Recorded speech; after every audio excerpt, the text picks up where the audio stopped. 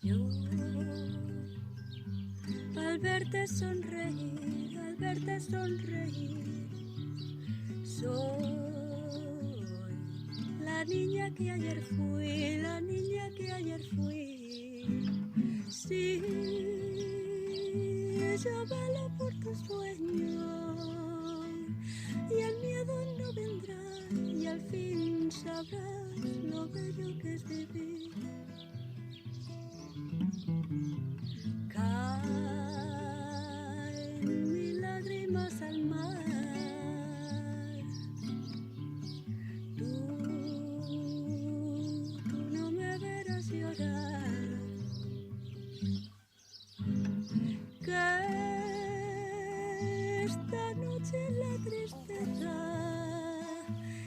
Bueno, pues vamos allá. Vamos allá.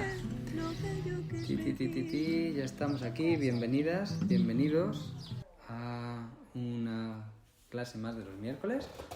Vamos a colocar las cosas para que se nos pueda oír bien y grabarlo bien y retransmitir bien.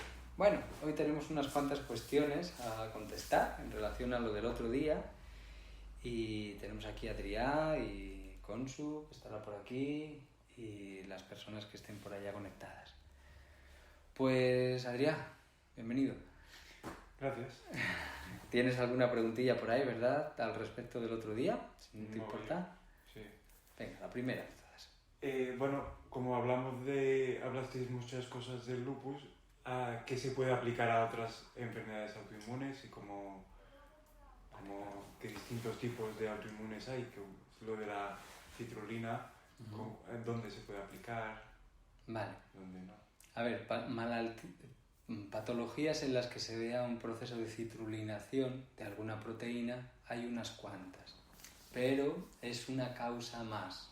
¿Podría aparecer un lupus sin citrulinación de la enolasa? Pues no se conoce. O sea, esto aquí en el lupus va como por aquí. Lo único que hay que ver siempre es la ruta que ha seguido el cuerpo para tratar de protegernos de un proceso tumoral o de otra enfermedad. Es decir, la primera cosa que tenemos que entender es que la patología que tenemos nos está ahorrando una enfermedad más grave y nos está ayudando a sobrevivir. Esto hoy en día se tiene muy claro de cómo el cuerpo se adapta y prefiere estar en un estado de enfermedad antes que morir y nos salva de muchas otras patologías, ¿no? Por ejemplo, un Alzheimer, igual que una fibromialgia, nos salva de un tumor cerebral. Bueno, así van apareciendo, pues igual la esclerosis múltiple nos salva de procesos igual tumorales. Normalmente van en relación, ¿no? Pero básicamente el cuerpo encuentra una solución un poquito más efectiva para poder continuar vivos, aunque estemos enfermos, que el hecho de intentar solucionar algo que no podría y que probablemente moriríamos en el intento, si no inmediatamente a corto plazo, ¿no? Entonces, bueno, y esto tiene todavía más cola, ¿no? Entonces, normalmente lo que se trata de ver en la inmunología es por qué hemos llegado al estado en el que estamos, esto teniendo ya la patología. Para poder llegar a entender por qué hemos llegado al estado que estamos, hemos de buscar qué motivos han podido llevar a ese estado. Por ejemplo, en un lupus, si no hay estrés, es muy raro. Si no tenemos una hipersensibilidad inmunológica ya declarada, que venga por vía digestiva, como decíamos el otro día y demás, es raro. Se tiene que juntar la hipersensibilidad inmunológica con niveles de cortisol altos, con estrés anímico, emocional, con una serie de cosas que van a decantar por una respuesta inflamatoria tan agresiva en el que empiece la inmunología a querer eliminar algunas cosas que de repente le parecen súper malas, porque si no lo haría desde el principio. Quiero decir, antes de que se produjeran los procesos de citrulinación en la enolasa o en tejidos y demás, en distintas proteínas, la inmunología lo iría neutralizando y no pasaría nada. Lo que pasa es que lo deja, porque realmente de primeras no es un proceso tan peligroso, ni lo es, ni nada por el estilo. Pero cuando ya estamos en estado de alerta, de alarma, de esos estrés fisiológico, que se le suma, por supuesto, al estrés exterior, anímico, etc. Traduzco esto. Hay estreses fisiológicos correctos. Por ejemplo, tengo hambre. Esto es un estrés fisiológico.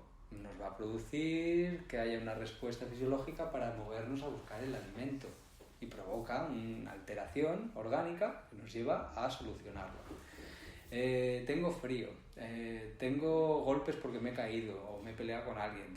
Todo esto es estrés adaptativo y es fantástico, maravilloso, nos salva. Estrés neurológico también nos salva, el que tengamos que resolver retos, que la inteligencia tenga sentido, utilizar la memoria, todo esto son estreses fisiológicos correctos.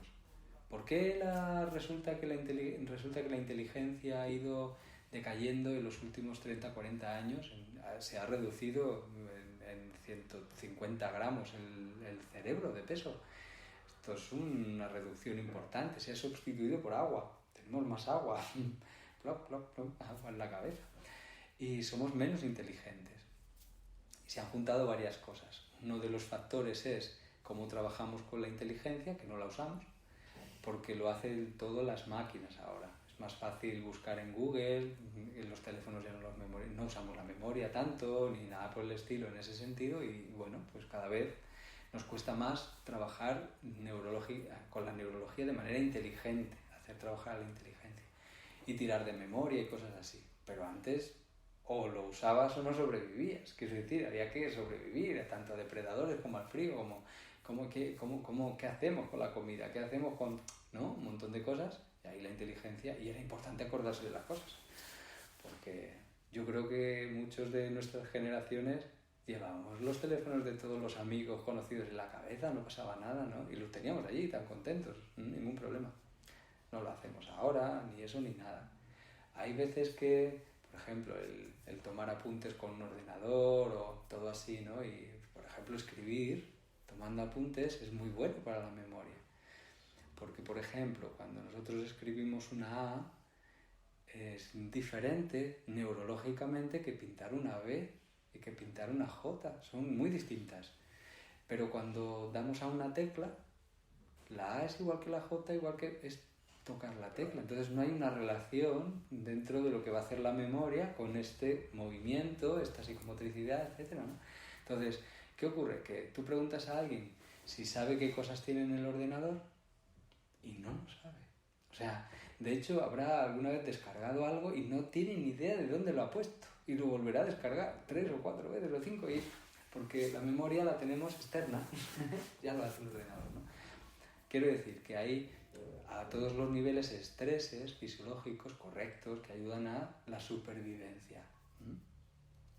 Y luego hay otros estreses que ya son patológicos, que son los que no son agudos de adaptación, sino que son crónicos, que se mantienen altos, que tienen que ver, por ejemplo, un colesterol alto. Esto es estrés fisiológico. Una falta de vitamina D, una falta o exceso de vitamina B12, pequeñas variaciones ya supone un estrés fisiológico que nos va a llevar al cuerpo a intentar adaptarse a eso, a esa falta o a ese exceso de algo. Nos sobran metales pesados, pues algo habrá que hacer con ello. También es estrés. Tenemos plástico en el organismo que antes no.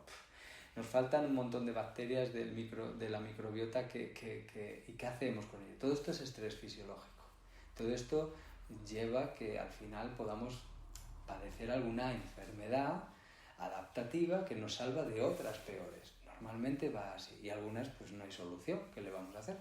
Bien, evidentemente, ¿no?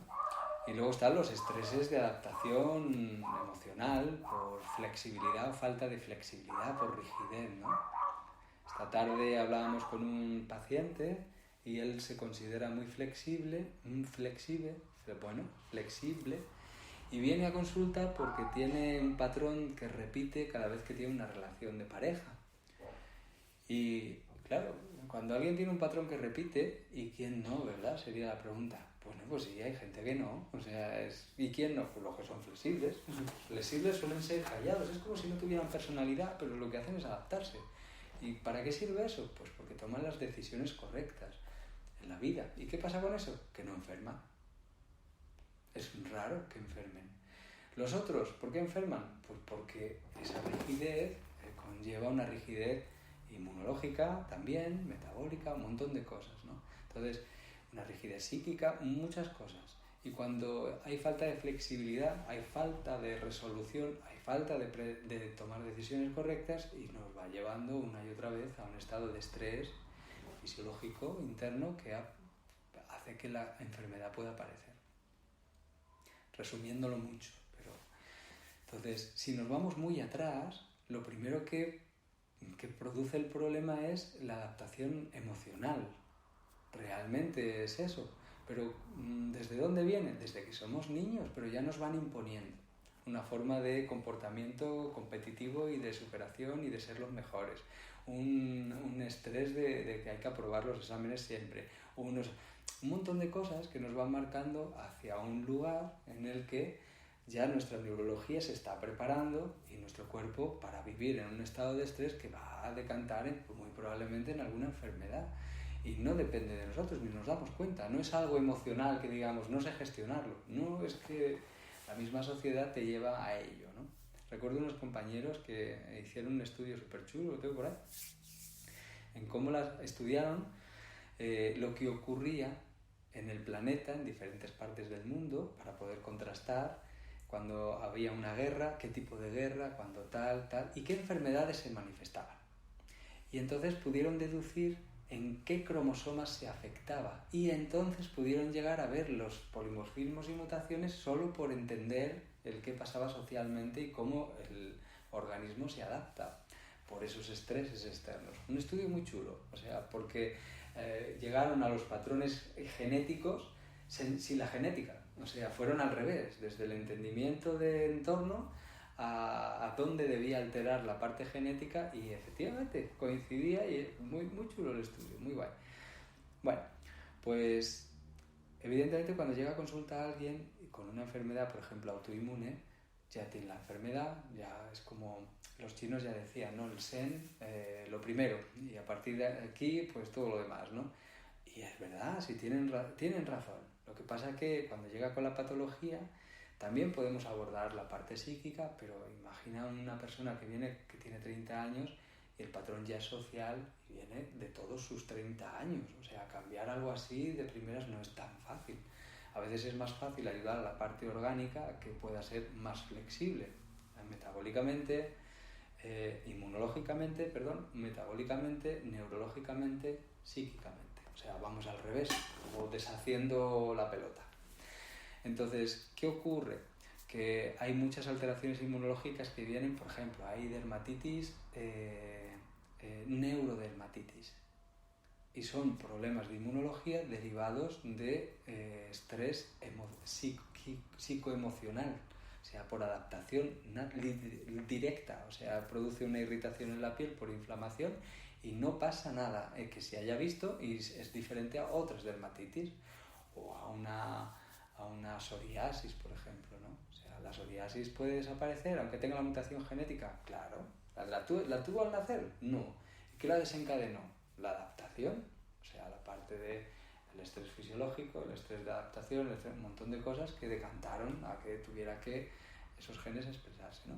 Entonces, aquí en inmunología se tiene que tener siempre en cuenta todo, la posición que ocupa la persona en la sociedad más cercana, que es la familia, lo primero, es decir, con su pareja, con sus hijos, de aquí al resto de la familia, y aquí ya vemos un montón de cosas, y luego en el lugar que vive, ¿no? No es lo mismo vivir en un lugar de guerra que vivir aquí en Girona, o vivir en Montevideo, o vivir en Madrid, es igual, son diferentes maneras de adaptarse. Pues todo eso hay que verlo. Y dentro de eso, pues tenemos que ir viendo en qué medida ha ido afectando a la parte metabólica, a la parte neurológica y a la parte emocional, por esa adaptación, ¿no? ¿Qué pasa con la inmunología? Normalmente la inmunología no salta si no se encuentra algo con lo que saltar. Y a veces es los procesos de citrulinación, lo que veíamos el otro día. Pero ya conlleva una adaptación importante, es decir, que ya conlleva el hecho de que nos hemos saltado un montón de sistemas para tratar de adaptarnos. Luego está la parte de la inmunología en la que primero se